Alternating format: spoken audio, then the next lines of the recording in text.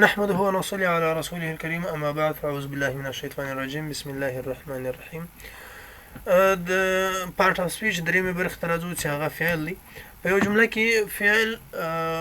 هغه لغت دی چې عمل یا کار راته شي چې بغیر د فعل څخه یو جمله نیمګړې ښکاري. ورب چې فعل ته په جمله کې ورب ویل کېږي، په انګلیسي کې ورب ویل کېږي. verbs explain what the subject of a sentence is doing. verb یا فعل په یو جمله کې د سبجیکټ کړنې راشي or his state یا د or his state of being یا د سبجیکټ یا مفعول چې راشي حالت راشي. or verb is a word which shows an action یا هغه فعل دی، هغه لغت دی چې راشي یو عمل راشي. چې دا عموما پر دوه ډوله دي، دا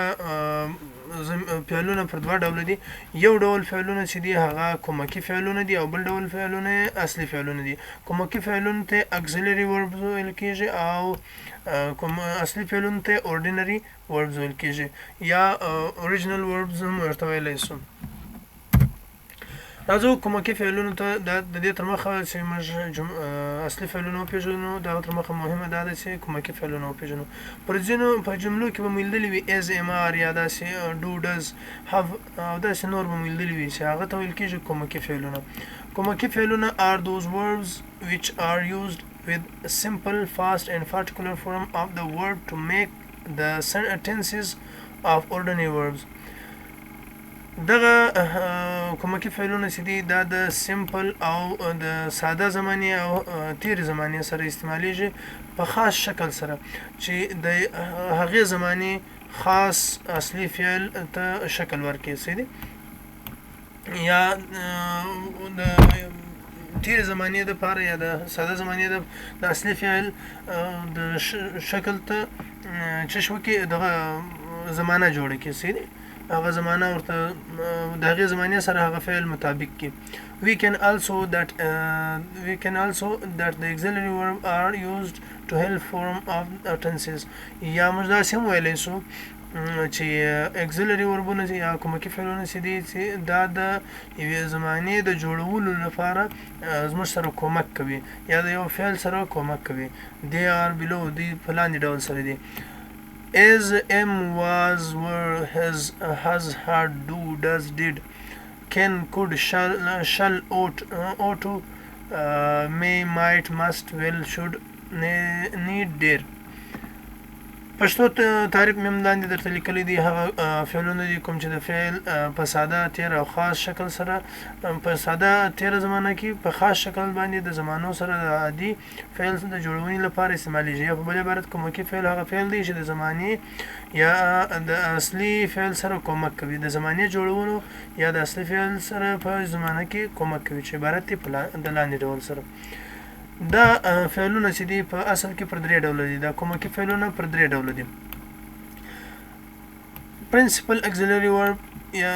اصلي کومکي فعلونه، modal auxiliary verb یا فرعي کومکي فعلونه، semi modal auxiliary verb چې دا نیمه فرعي کومکي وربونه دي. دغه وربونو څخه هر یو جلا جلا وایو. راځو اول principal auxiliary verbs دا هغه کومکي فعلونه دي کوم چې principal auxiliary verbs form the main part of auxiliary verbs. دا د فعلونو د کومکي فعلونو اصلي برخه جوړوي چې په هغه کې am, is, are, was, were, do, does, did. چې دا as, am, are د ساده زمانه کې استعمالیږي، was, were په تیره زمانه کې استعمالیږي، do, does په ساده زمانه کې استعمالیږي، دا چې دی په ساده زمانه کې نه استعمالیږي، په continuous tense کې استعمالیږي، او دا چې دی په تیره زمانه کې do, does په ساده زمانه کې او did په تیره زمانه کې استعمالیږي. مثال do you come from کوشتال village ته د کوشتال کلي څخه راغلی، آیا ته د کوشتال کلي څخه راغلی، دا یو مثال دی چې دلته د ډو استعمال موږ په کومکي فعل سره کړی دی. دلته دا آیا اصلي فعل خو چې دی هغه کم دی لیکن د دې په خاطر چې سوال سم جوړ شي او یو سوالیه جمله جوړ شي ډو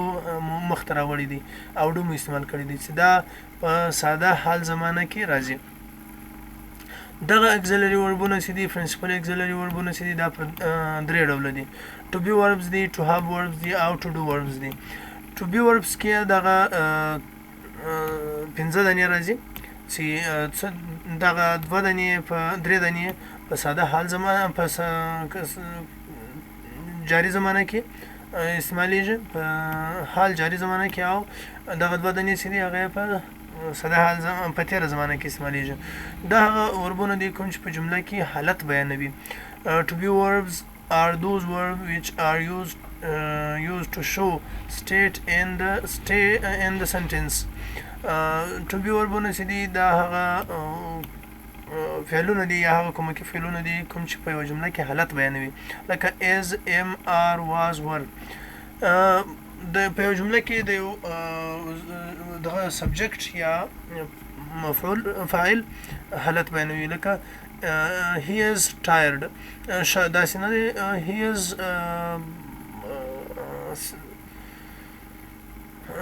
sick دا he is sick دلته دا he is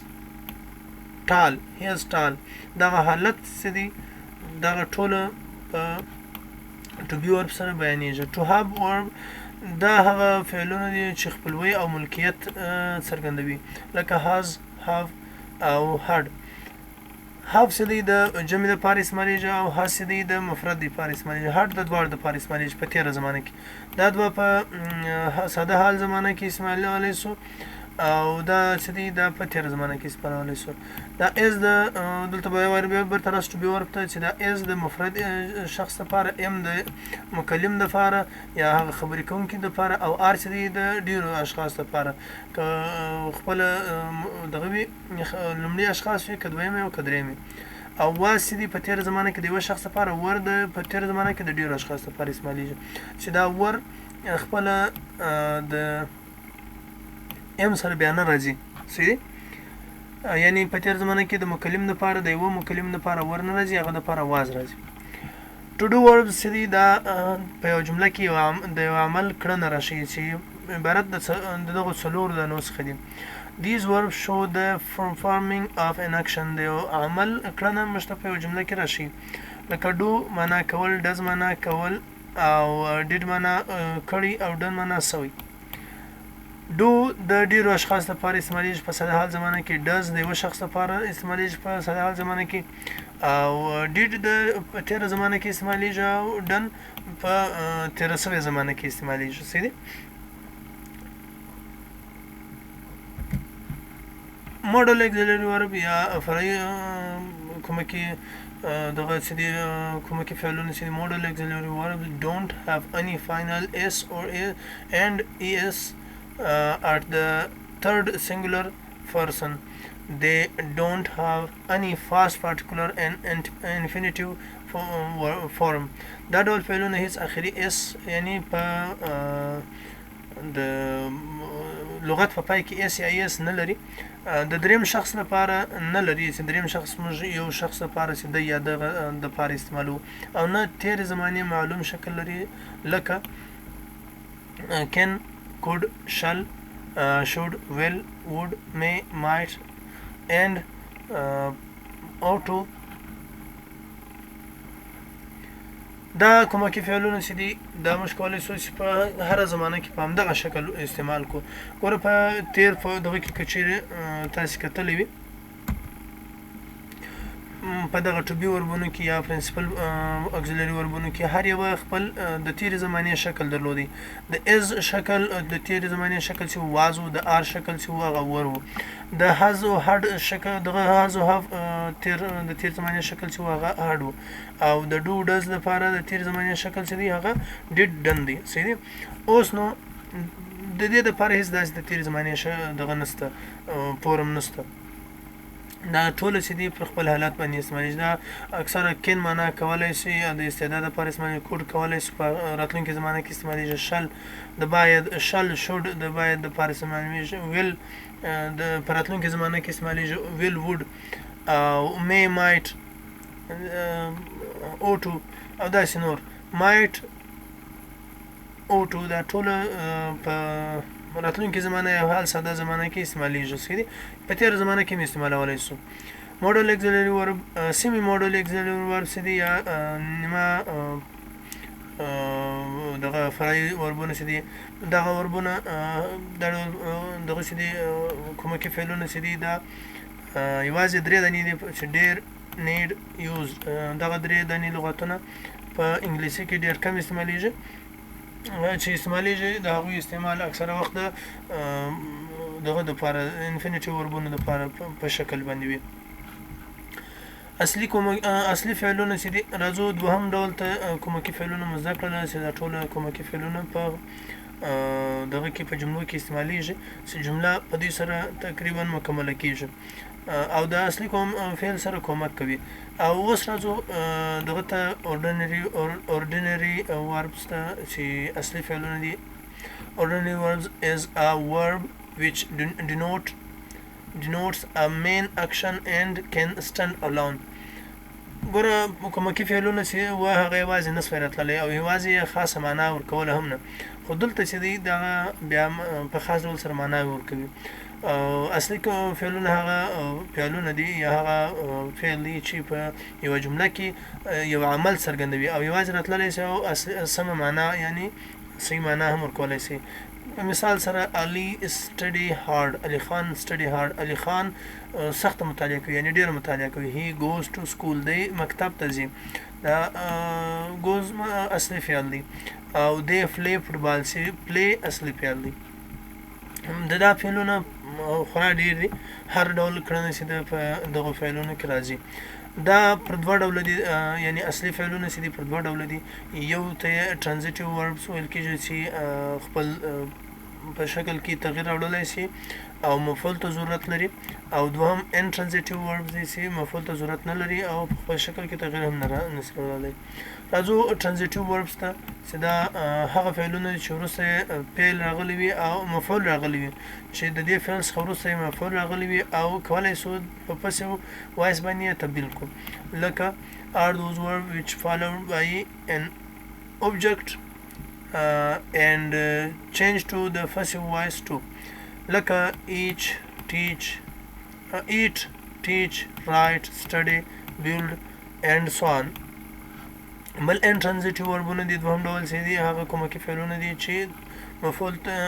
چې تر فعل وروسته مفعول نه راغلی او نشو کولای چې و passive voice ته بدل کو passive voice د خبر یو ډول دی چې یو جمله په ساده ډول سره په یو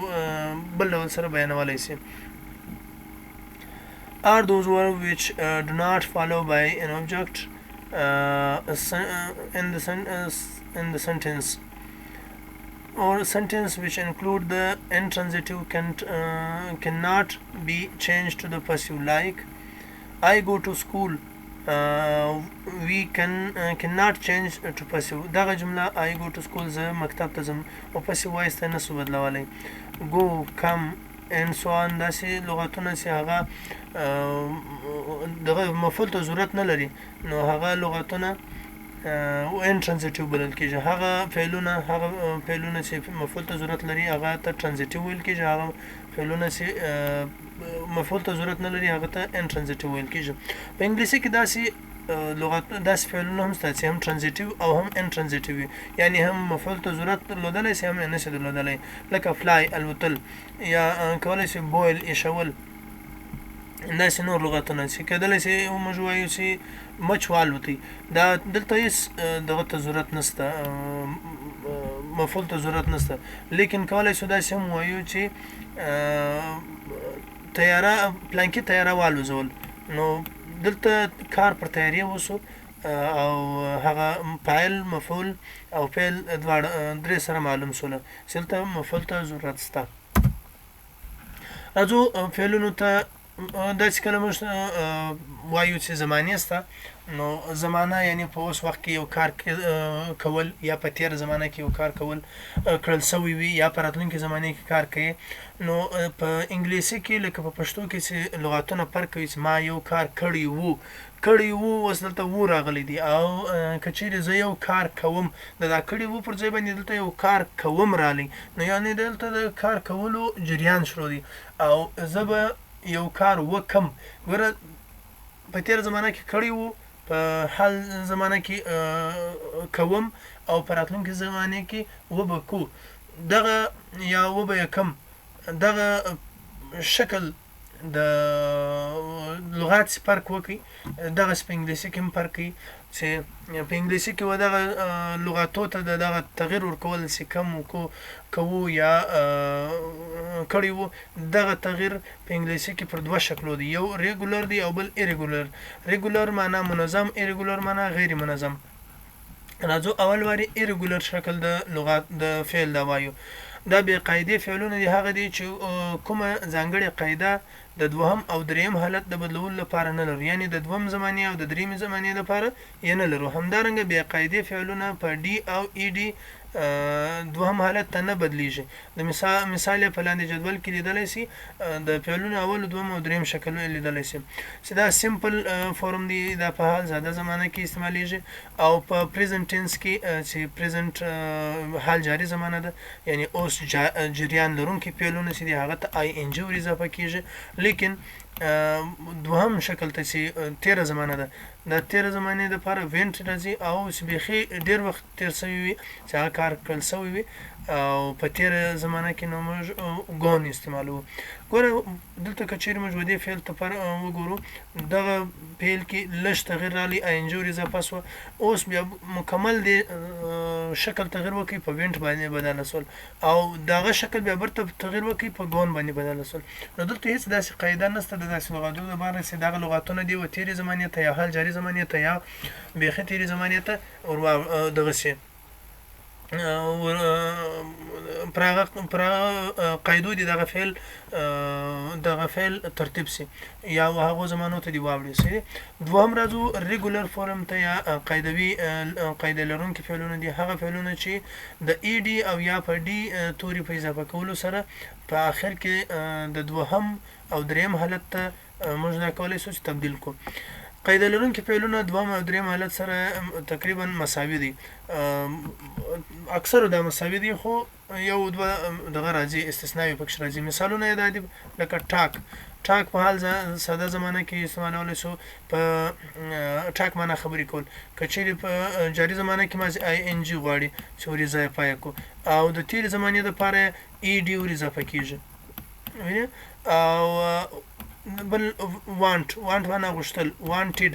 او په حال جاري زمانه کې آی ان جي ور اضافه کړو او دریمه زمانه یعنی بیخي تېره زمانې ته وانټډ ویل کېږي لوډ او لوډ د ټول لپاره یو رقم اصول شته چې هغه اصول یې په لاندې ډول سره دي دغه سم رول اف وربز which take ed or ad هغه فعلونه چې ډي یا ed په آخر کې قبلوي د هغو دپاره ځینې قواعد چې په لاندې 5 قواعدو باندې مشتمل شوي دي اول قاعده دا ده چې the verb which are ending with y and following a consonant change the last y to I and added ed هغه فعلونه چې په وای سره ختم شوي تر مخه یې کانسوننټ راغلی وي وای په آی بدلو او ای ډي ور اضافه کوو لکه میریډ ته موږ وای په آی بدل کړي او ای ډي مو ور اضافه کړه او بل ټرای ګوره